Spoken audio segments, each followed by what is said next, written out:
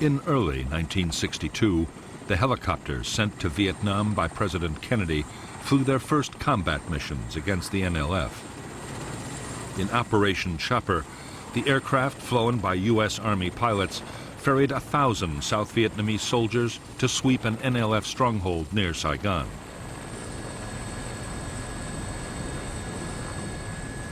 It was the beginning of a whole new phase of the conflict.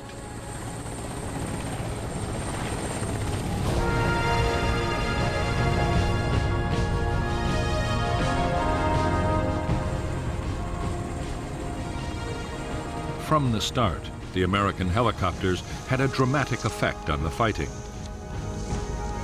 Government troops could take the guerrillas by surprise or cut off their line of retreat after a battle. Often they panicked and were killed as they tried to escape. In the first months of 1962, the South Vietnamese Army won a string of victories, badly shaking the NLF's morale.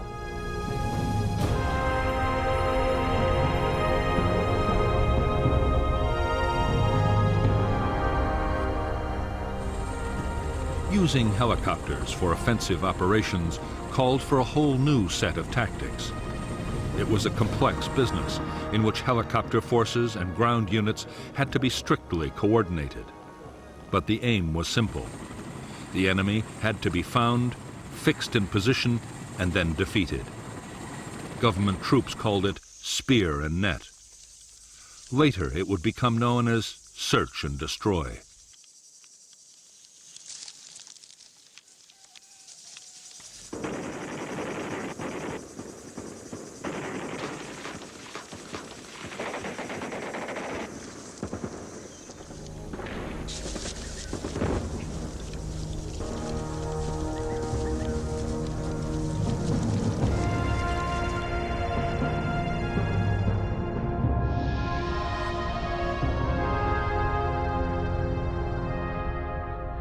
A search and destroy operation usually began with intelligence locating an NLF unit.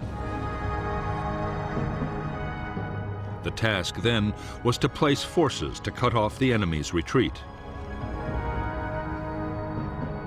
If there was a river nearby, South Vietnamese gunboats were deployed in blocking positions. Infantry on foot and in armored personnel carriers were moved in overland. Meanwhile, American helicopters loaded up with government troops rendezvoused with their escort of ground attack aircraft. After bombing or artillery strikes, the airborne infantry landed and advanced towards the enemy, acting as the offensive spear.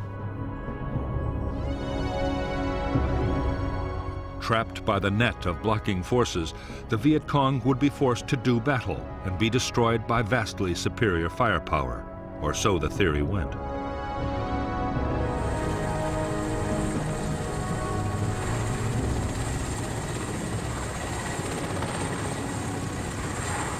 The instant success of helicopter operations seemed to prove that the approach favored by the Americans was the right one.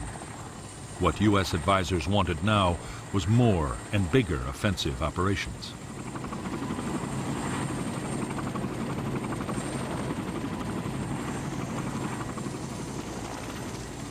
The greatest need was for more helicopters, and the Americans quickly provided them. A series of government victories followed, and soon it looked as if the South Vietnamese Army might, in the not-too-distant future, actually defeat the guerrillas.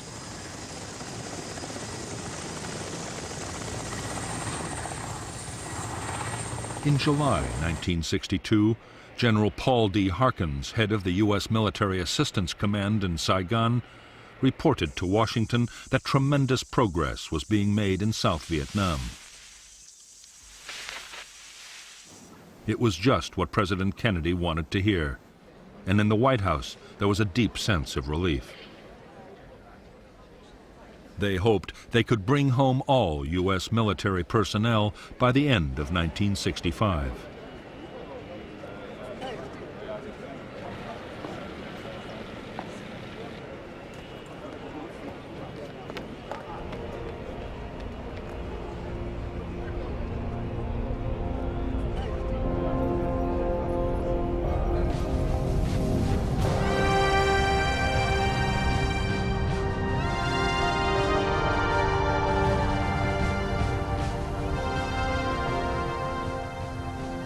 To Ho Chi Minh and the leaders of North Vietnam, the big increase in American military support for the South was deeply troubling.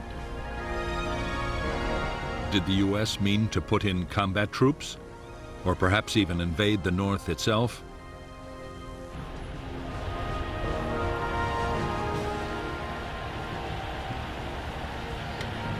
They appealed to the Chinese leader Mao Zedong for help.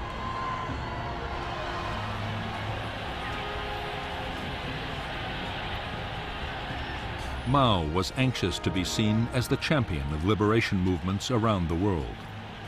He was also determined to counter the American strategy in Vietnam.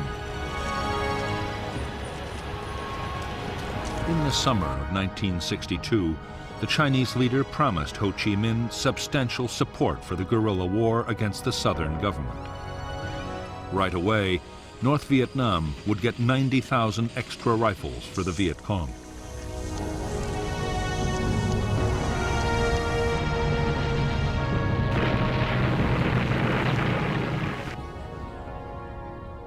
As yet, the Americans knew nothing of the Chinese decision to back the war. They were still highly optimistic. Although the NLF were not being beaten on the battlefield and had managed to hit over 2,500 hamlets in 1962 alone, pacification programs designed to increase government control over the countryside promised real progress in the villages.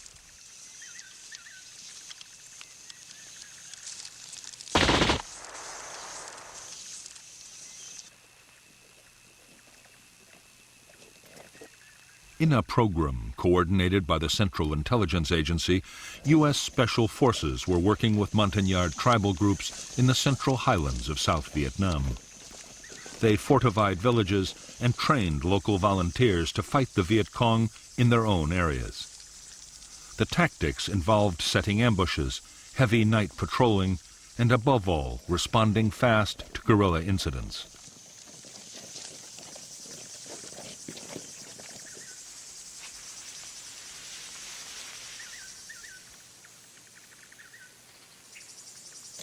The civilian irregular defense forces created by the American teams were highly effective. The NLF found it increasingly difficult to organize openly amongst the population.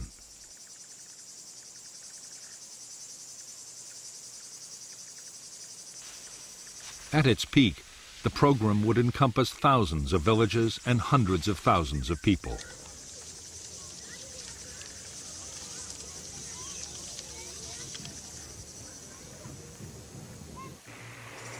While the effort in the highlands was entirely an American initiative, further south the Saigon government had embarked on its own pacification program.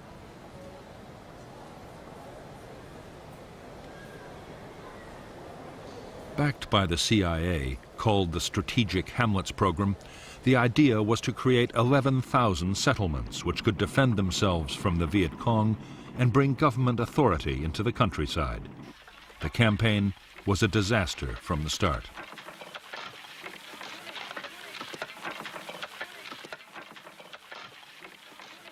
Instead of winning the voluntary cooperation of villagers, the government embarked on a crash program of forced resettlement.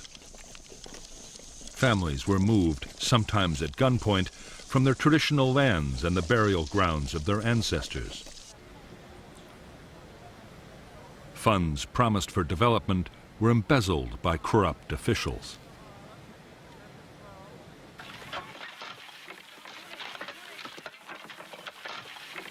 Soon, the strategic hamlets came to be seen by their inhabitants as little better than prisons. The result was a massive upsurge in support for the NLF, who vowed to destroy the strategic hamlets by every means possible.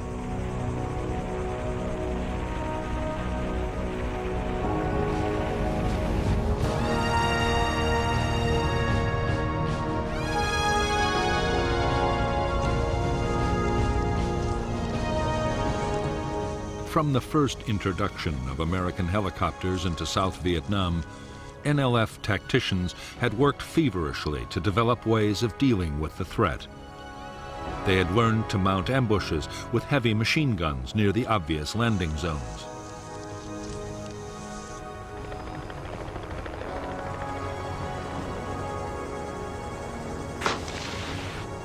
They also practiced breaking up their larger units at high speed and melting into the forests or swamps at the first sign of an enemy sweep.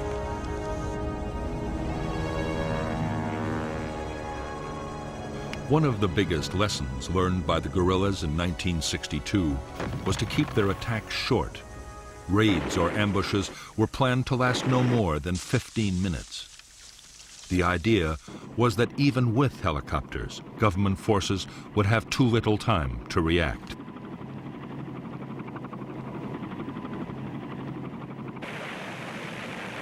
Slowly, by using their new tactics, the Viet Cong had recovered their confidence. So much so that by the start of 1963, they were able to inflict a shattering defeat on a South Vietnamese Army air mobile operation.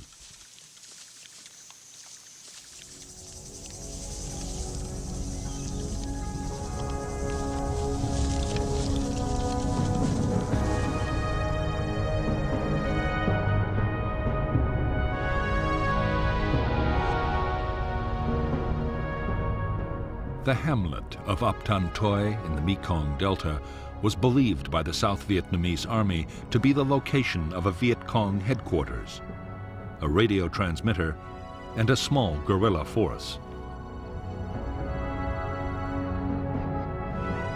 The Army's 7th Division, with American advice, decided to attack. What they didn't know is that they were walking into a trap. The South Vietnamese Army were lured in so the NLF could for the first time test their effectiveness against militia and airborne units. The operation was launched on January 2nd, 1963.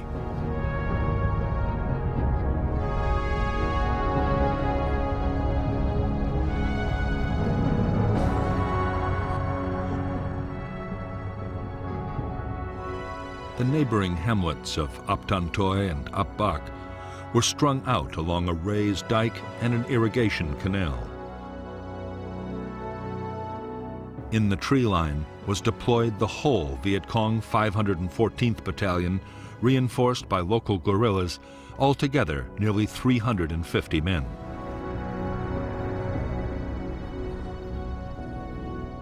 The 11th Regiment of the South Vietnamese Army landed north of Ap Tan Toi and exchanged fire with the Viet Cong. Meanwhile, a Civil Guard task force pushing from the south ran straight into the Viet Cong at Ap Bac and was stopped in its tracks.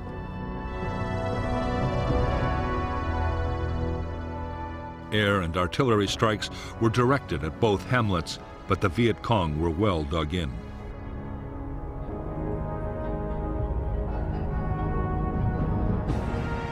A reserve company of Army troops was landed in transport helicopters to attack Ap Tan Toi.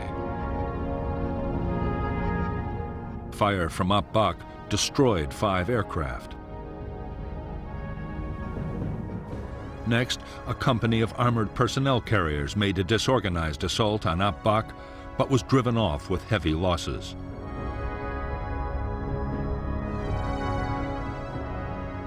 Airborne reinforcements were dropped in the wrong place by the Army commander.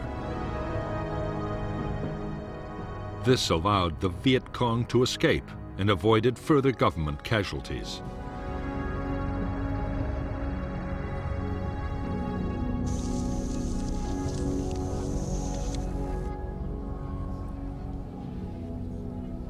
For the Viet Cong, the Battle of Ap Bac was a stunning victory.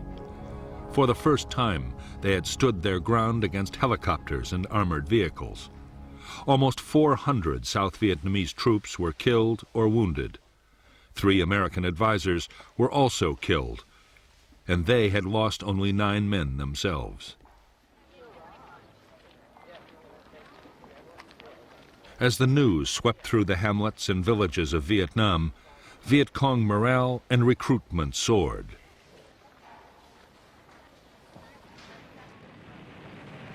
After Ap Bac, the guerrillas sharply accelerated the tempo of their operations. Attacks on strategic hamlets were launched almost every day, and hundreds were overrun. The guerrillas hit isolated government forts, tempting sources of arms and radios. Usually, they set ambushes for any army troops that might be sent to the rescue.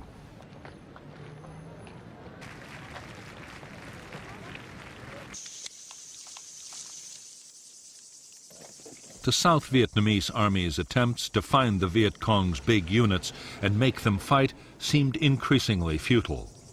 One major sweep after another failed to find the guerrillas in any numbers.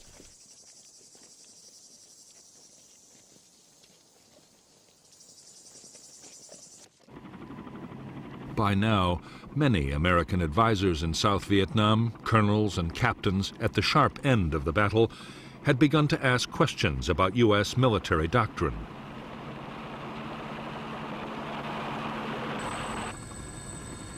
They were training the South Vietnamese to depend on big operations and very heavy firepower. As a result, large numbers of civilians were being killed, which could only increase support for the NLF. And in spite of everything, the guerrillas were usually escaping the net.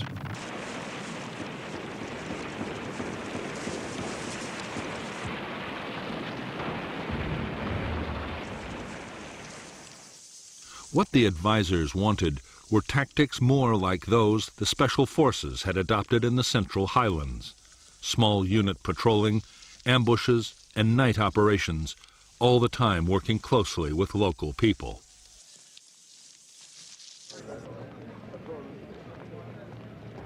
In Washington, the suggestion met with some hostility. As far as the generals were concerned, the job was to find the enemy and destroy him with as much firepower as could be mustered.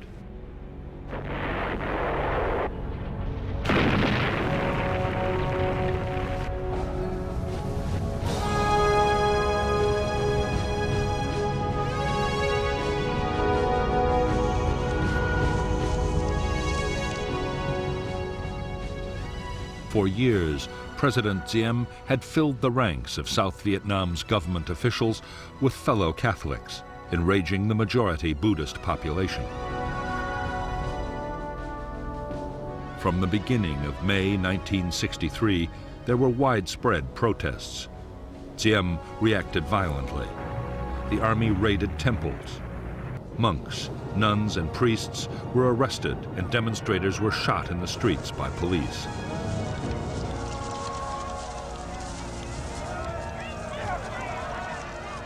In July, students began their own mass actions in support of the Buddhist cause.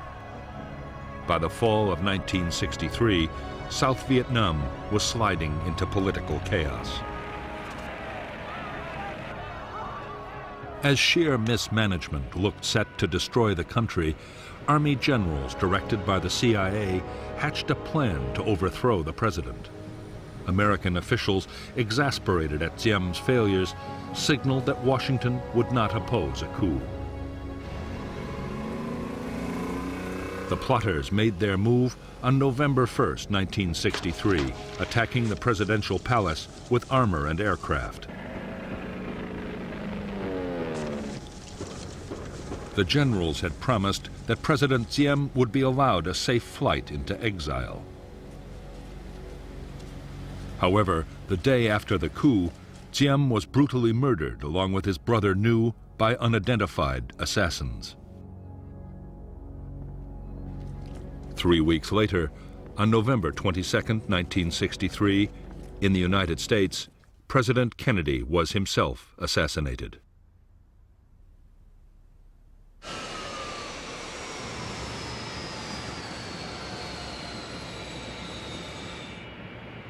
Kennedy's place was taken by his vice president, Lyndon Baines Johnson. Johnson had always been wary of America's involvement with Vietnam. Now he had inherited a strong U.S. commitment to the South. Whatever his private doubts, it was a commitment he was determined to honor.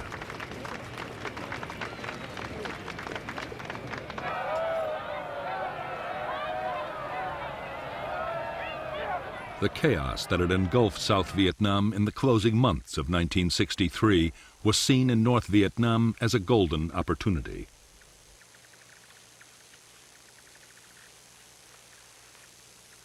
Ho Chi Minh and most of his fellow leaders saw the chance of a quick victory if the war was stepped up fast.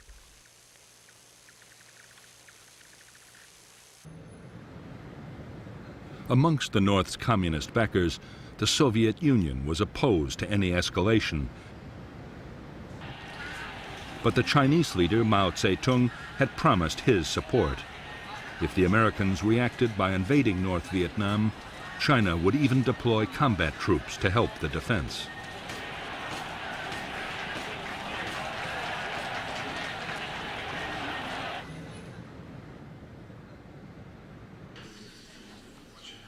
In December 1963 in Hanoi, the Central Committee of the Communist Party approved measures to intensify the war in South Vietnam.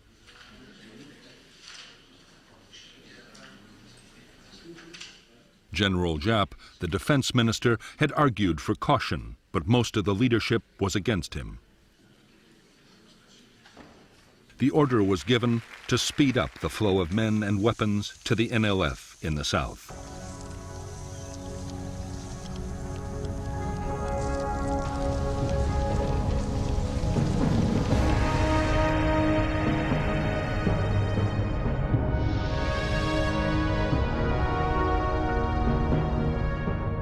In 1959, a specialized North Vietnamese Army unit, Group 559, had been formed to create a supply route from the north to the Viet Cong in South Vietnam.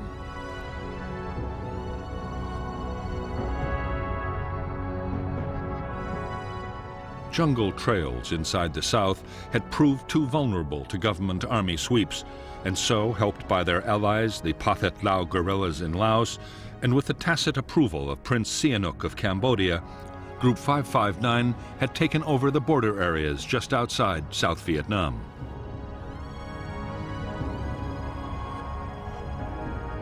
A primitive route was developed, soon known as the Ho Chi Minh Trail, with offshoots into Vietnam along its entire length.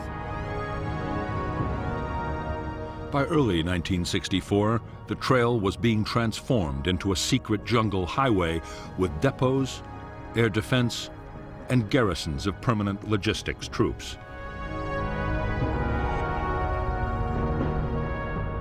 Meanwhile, another unit, Group 579, controlled the infiltration of men and weapons into South Vietnam by sea.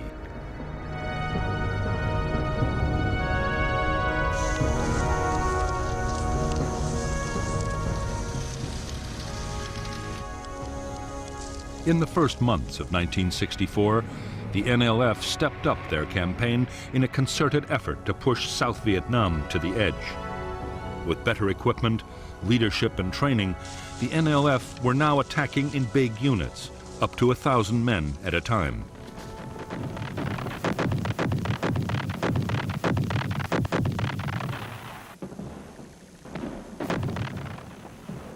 As the guerrillas sensed victory and piled on the pressure, on January 30th, there was yet another military coup in Saigon.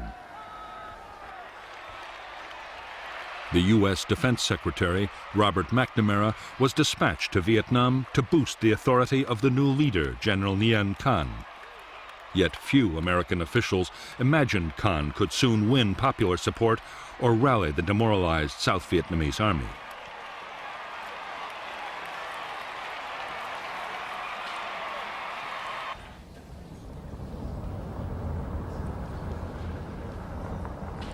As the crisis in Vietnam deepened, the pressure on President Johnson to take strong action grew almost intolerable. Many of Johnson's political opponents, including the Republican Senator Barry Goldwater, were calling for North Vietnam to be bombed and for U.S. troops to be sent to fight in the South.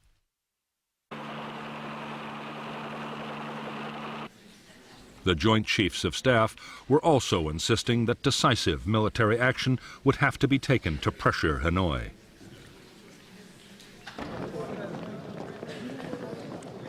From the start, Johnson doubted that the United States could win a war in Southeast Asia.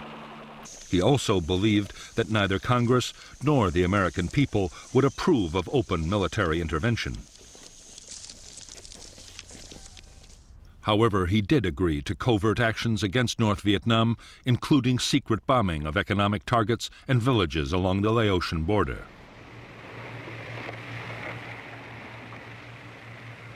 With support from American warships, the South Vietnamese Navy began a series of commando raids on North Vietnamese coastal installations.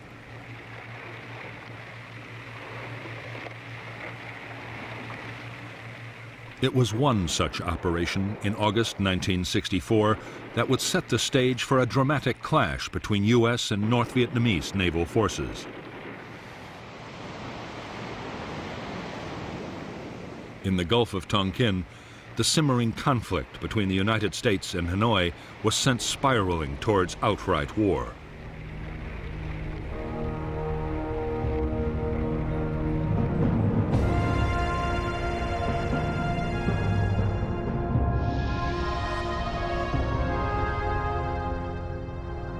On the night of 30th July 1964, South Vietnamese commandos attacked two small North Vietnamese islands in the Gulf of Tonkin.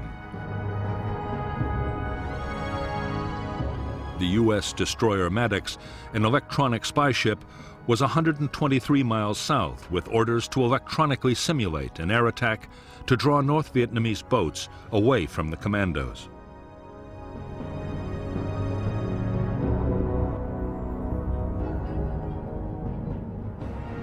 On August 2nd, 3 North Vietnamese torpedo boats approached the Maddox at high speed, mistaking it for a South Vietnamese escort vessel.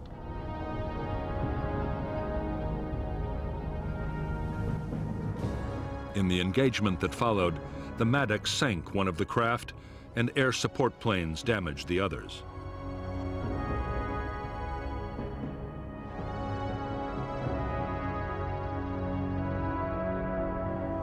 Maddox continued operations, reinforced by a second destroyer, the USS Turner Joy. 2 nights later, still gathering intelligence and in bad weather conditions, the captain of the Maddox reported that he thought they had been fired on and were about to be attacked. As he later reported, no attack took place.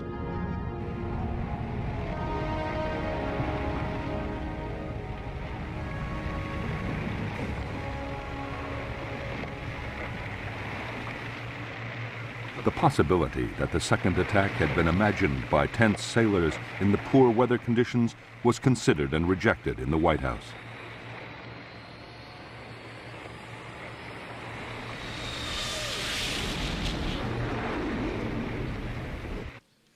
Six hours after the supposed attack, a retaliation against North Vietnam was ordered by President Johnson. American jets bombed 2 naval bases. A major oil facility was also destroyed. 2 U.S. aircraft were lost in the raids.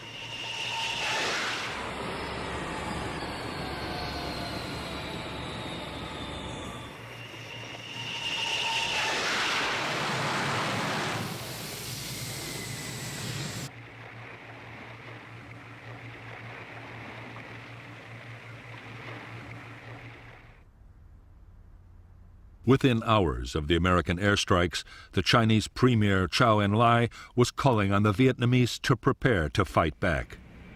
Chinese air units on the Vietnam border were heavily reinforced.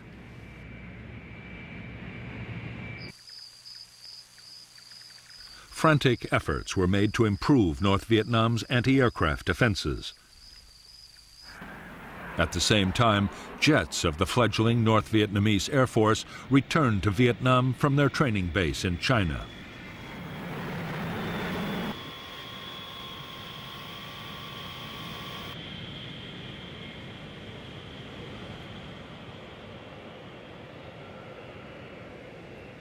The same day that North Vietnamese fighters began operations from their new home airfield, an historic step was taken in Washington.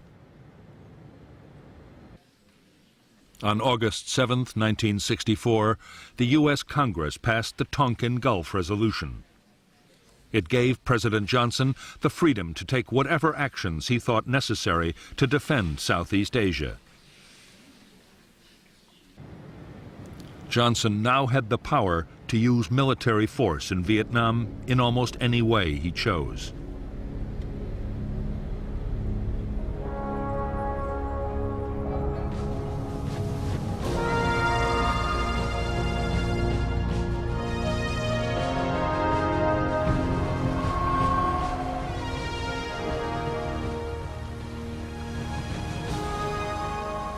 In North Vietnam, there was a growing fear that the United States meant to deploy troops in the south and perhaps even invade the north itself.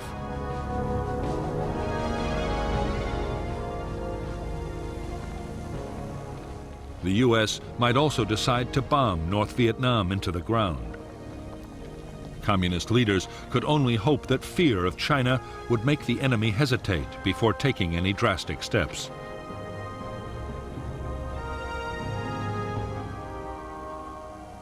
Meanwhile, a bold stroke might win the war in the South before the Americans could intervene.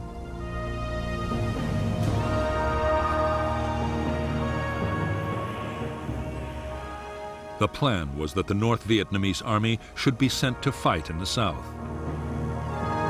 Supplying them would be no easy task, but their well-trained and heavily armed regiments just might tip the balance.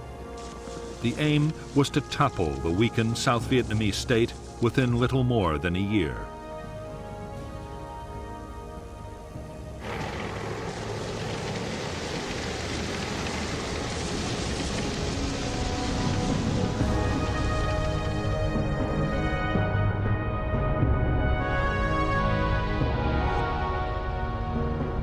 The first North Vietnamese Army units to be raised and trained for combat in the South were the 32nd and the 33rd Regiments of the 325th Division based at Dong Hoi. The 66th Regiment of the 304th would follow next. The plan was that starting in October, the troops would march for 6 weeks down the Ho Chi Minh Trail and enter South Vietnam's central highlands in early 1965.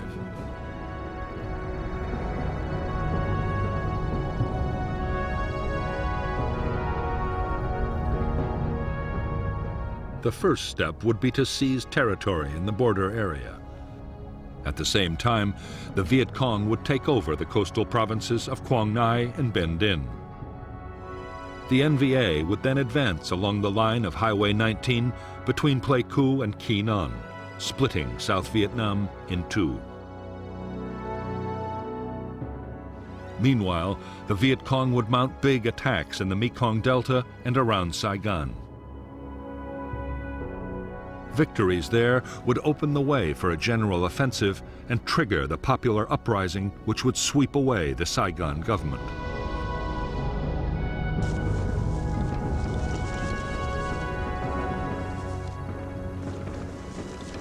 While the North Vietnamese Army prepared its divisions for infiltration into the South, the NLF stepped up their campaign. One of their main aims now was to deter the United States from getting more deeply involved in the war. With the U.S. presidential election coming up, reminding Americans that intervention had a price just might pay dividends.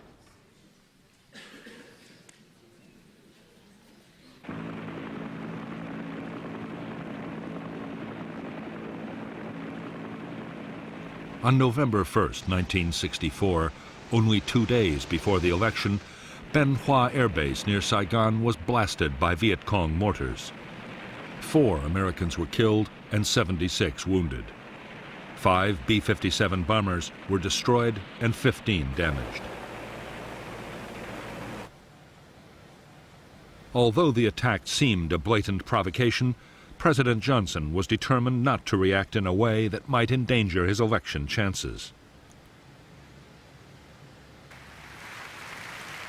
His restraint seemed to have paid off handsomely when, on November 3, 1964, he resoundingly defeated his rival, Barry Goldwater.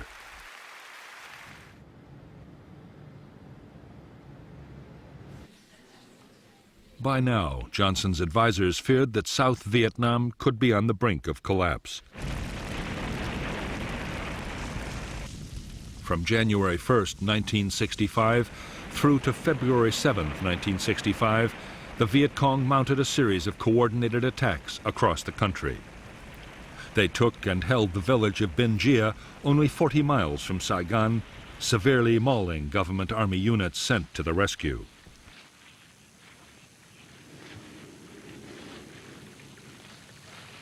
Altogether, 200 government troops were killed near Binh Gia, along with 5 American advisors. The battle culminated in a devastating ambush that almost wiped out a relief column of elite South Vietnamese Army Rangers.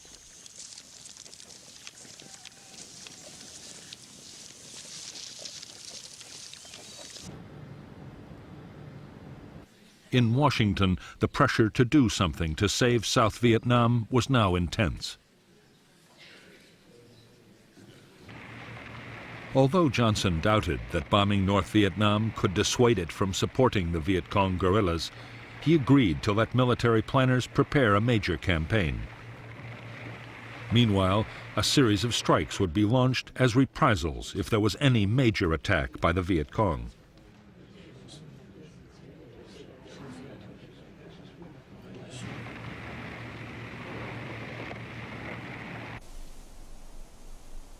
The provocation came on February 7, 1965. A U.S. helicopter base and advisory compound in the central highlands of South Vietnam was attacked by NLF commandos. 9 Americans were killed and more than 76 were wounded. Johnson ordered immediate retaliation, and U.S. Navy fighter bombers were launched to attack military targets just inside North Vietnam.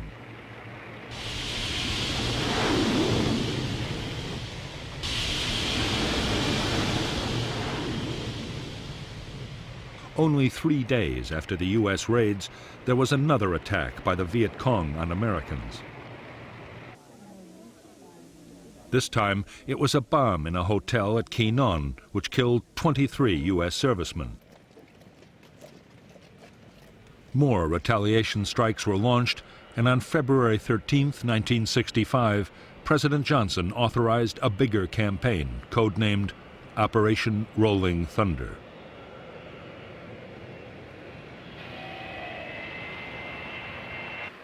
Rolling Thunder was to be a limited but long-lasting offensive.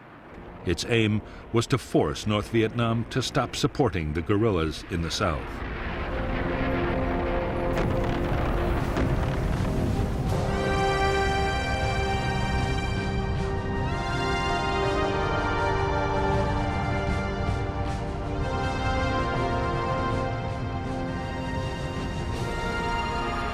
As Operation Rolling Thunder got underway, the chief of the U.S. Military Assistance Command in Saigon, General William C. Westmoreland, grew increasingly worried about the security of bases involved in the campaign.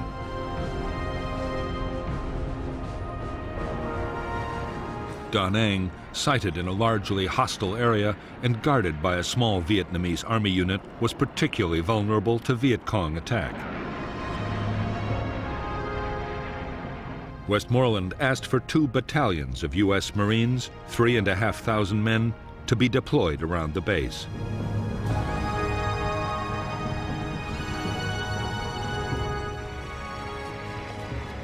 On March 8, 1965, a battalion of the 9th Marine Expeditionary Brigade went ashore at Da Nang.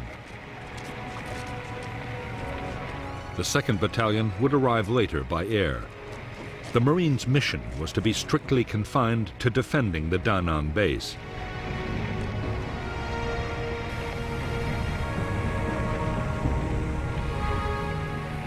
However, even as the troops were landing, General Harold K. Johnson, the Army Chief of Staff, was already in Saigon to talk about much bigger deployments.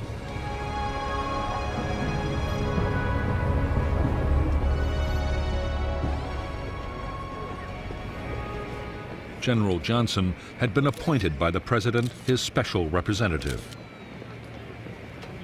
His mission was to prompt General Westmoreland and U.S. Ambassador Maxwell Taylor to say what troops they needed to win the war.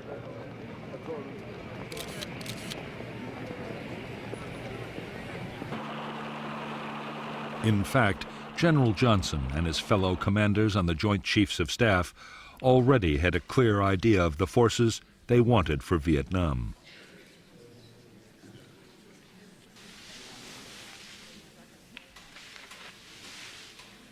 The Joint Chiefs' wish was for 3 divisions, around 70,000 men. That was the number called for in their defense plan for Southeast Asia, Operation Plan 32. The plan had been designed to meet an invasion of South Vietnam from the north or China, something that no one now expected to happen.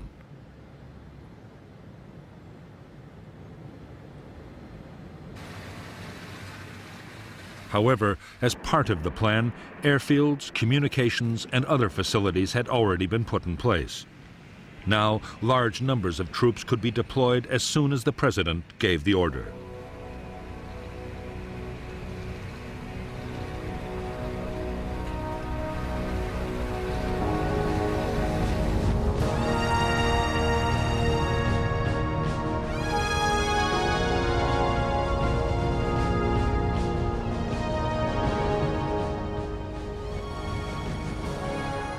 It was American public opinion that most worried President Johnson. He was determined to move slowly on sending more men to Vietnam. He agreed to another 3,000 Marines and 20,000 logistics and support troops to prepare for further deployments. But for the moment, that was as far as he would go.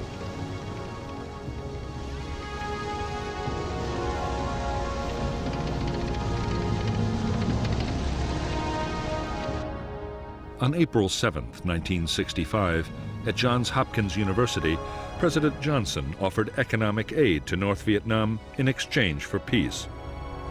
His offer was brusquely rejected by the North Vietnamese government.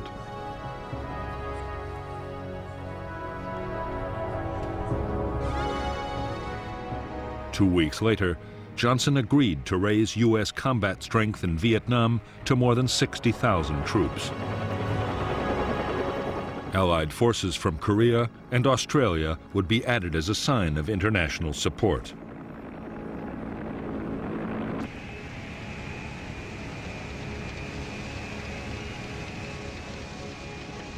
There were restrictions on how the U.S. commander in Vietnam, General Westmoreland, would be able to use the troops he had been given.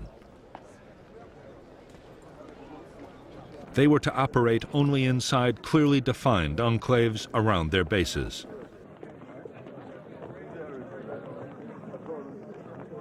To Westmoreland's dismay, all operations were to be strictly defensive.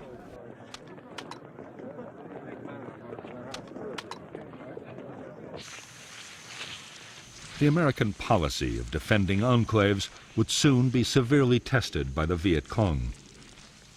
The guerrillas were planning to unleash a massive offensive. The campaign was designed to inflict the final blows on the tottering South Vietnamese state.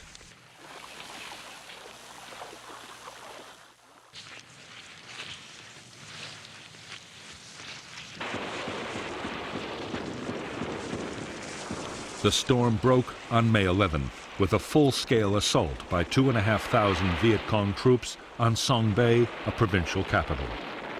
After fierce battles in and around the town, the Viet Cong withdrew, but only after holding Song Bay for nearly 2 days.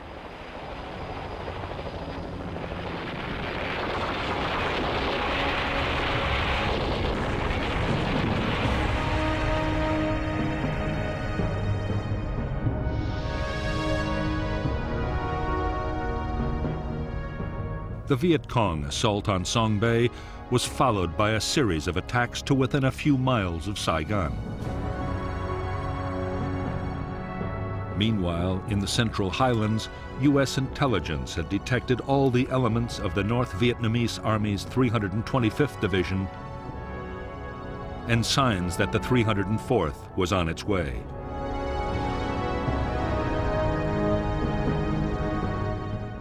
There was intense Viet Cong activity in all the central provinces, with a big Viet Cong victory near Ba Jia.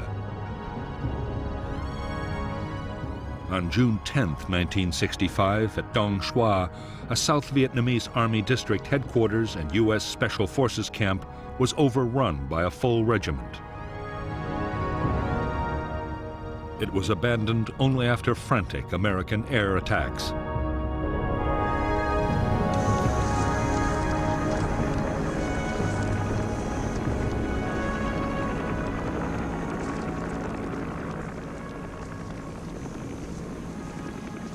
The sheer scale of the Viet Cong's new offensive had far surpassed anything that either the South Vietnamese Army or the Americans had anticipated. The government's best and most mobile battalions had been shattered.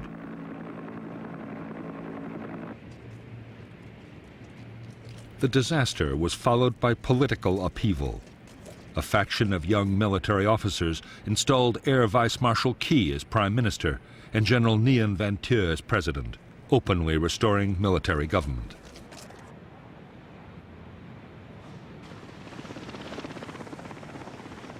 After the Viet Cong's May offensive, it was plain to the Americans that enemy numbers were much higher than they had thought. That meant far more U.S. troops would be needed to hold the line.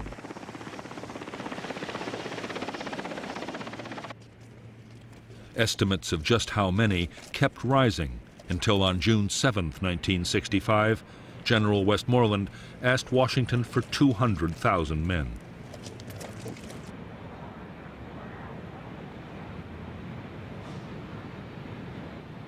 While Westmoreland was waiting for the president's decision, he was given new powers to use the troops he already had more aggressively. He would no longer have to confine his men to defensive enclaves, but could go out and attack the enemy.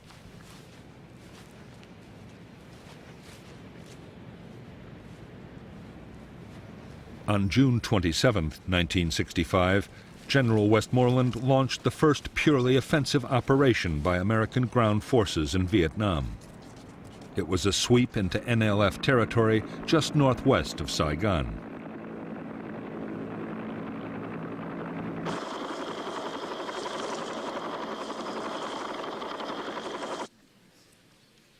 A month after the start of offensive operations, President Johnson announced that more troops would be sent to Vietnam. He was still playing down the scale of the commitment, but had already decided to deploy the 200,000 men he had been asked for.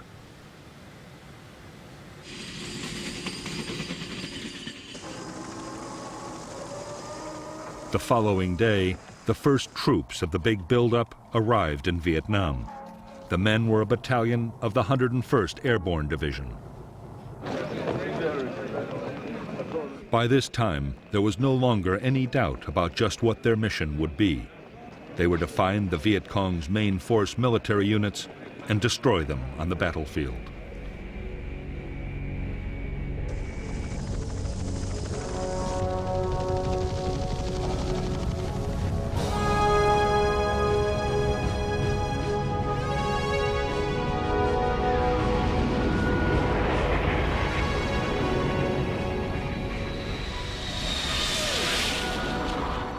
As the buildup of American forces in Vietnam went on, the chances they would be attacked grew by the day. On August 5th, NLF sappers penetrated an oil storage depot near Da Nang and blew up 2 million gallons of fuel. There had been sniping and mortar attacks too, but the real fear was of a large-scale infantry assault overrunning an American installation.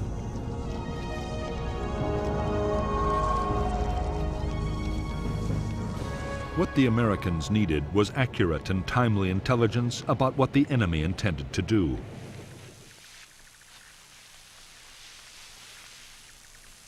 It came when a deserter from the 1st Viet Cong Regiment, a force nearly 2,000 strong, told his captors that his unit was planning to hit the Marine base at Chu Lai.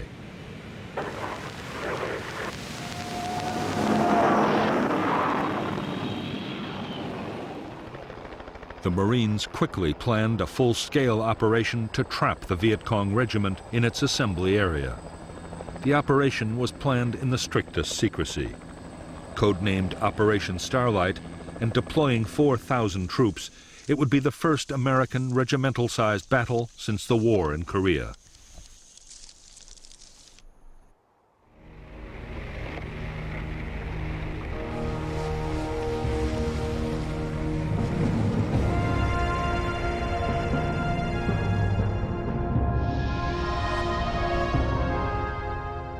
The Marine base at Chu Lai was 15 miles from the village complex of Van Tuong.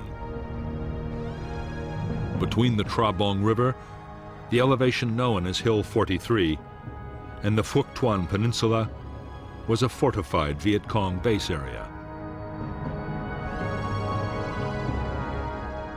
There, the 1st Viet Cong Regiment, made up of the 60th and 80th Battalions, had assembled for the attack on Chu Lai. On August 17, 1965, Company M of the 3rd Battalion, 3rd Marines, took up a blocking position on the Tra Bong River. Next morning, the rest of the battalion made an amphibious landing, while 3 more companies were inserted at landing zones Red, White, and Blue. The Marines pushed on from LZ's Red and White, but around Hill 43 near LZ Blue, the entire Viet Cong 60th Battalion was dug in, and there was a fierce battle before the hill was taken.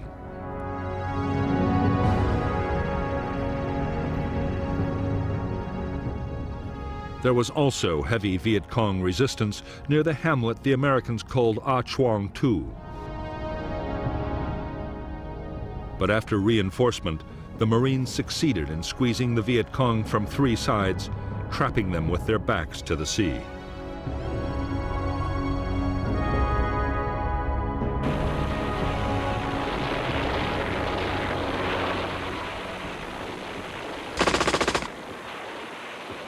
In Operation Starlight, it was the early battles that proved the heaviest. The first 2 companies in action took almost 1/3 casualties. 29 were dead and many wounded, but the Marines had claimed nearly 300 Viet Cong killed.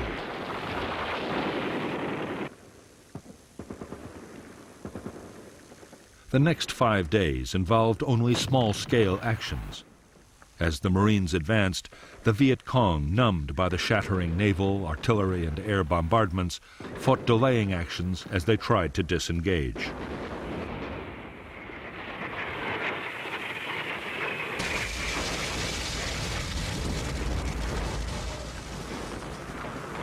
In support of the attacking infantry, Marine guns at the Chu Lai base alone fired over 3,000 rounds.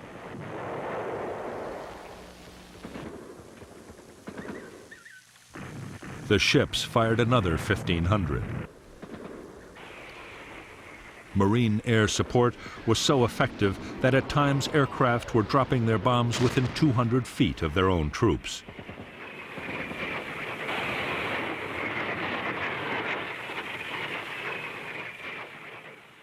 At the end of the operation, nearly 700 Viet Cong were claimed as dead. The Marines had lost 45 dead and more than 200 wounded in the battle.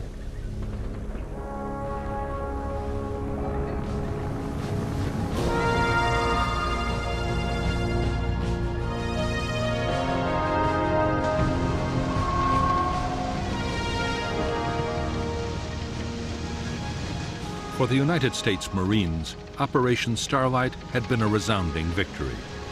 In the first major battle of the war, the guerrillas had been defeated on their own territory and by inexperienced troops.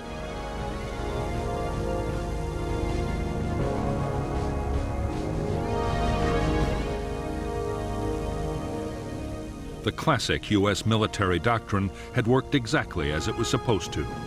The enemy had been found, fixed in position, and then destroyed with massive firepower.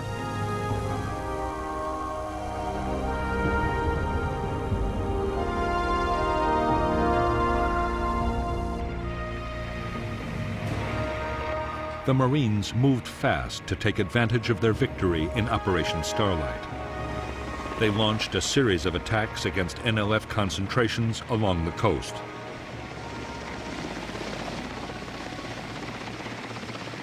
Meanwhile, General Westmoreland's attention shifted to the Central Highlands.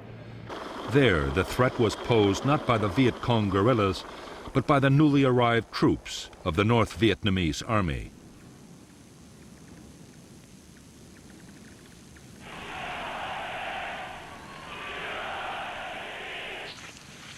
It was against these professional and highly trained regiments that the Americans would fight their next major battle.